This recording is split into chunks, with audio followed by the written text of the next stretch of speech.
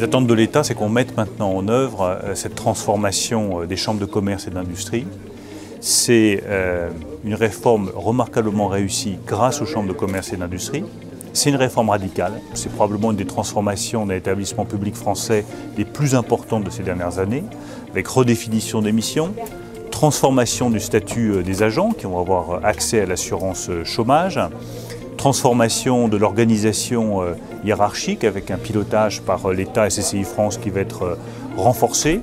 Donc tout ça va permettre aux CCI, à mon sens, de vivre mieux, va permettre aux CCI de montrer toutes leurs compétences, tous leurs talents. Et maintenant, il faut que chacun s'engage dans la mise en œuvre de cette transformation, dans la valorisation des prestations des CCI, le conseil aux entreprises, l'accompagnement, la formation. Et puis on fera évidemment un bilan d'étape. Et comme je m'y suis engagé, nous verrons ce qui marche, ce qui ne marche pas.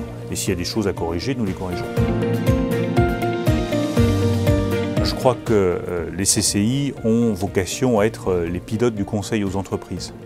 C'est ce qu'elles font de mieux, elles ont des qualités, des talents, un savoir-faire qui est reconnu dans ce domaine-là.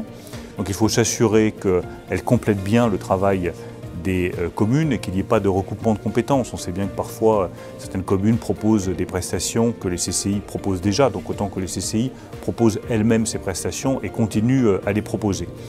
Il y a un deuxième point qui me paraît très important, c'est faire très attention aux CCI rurales.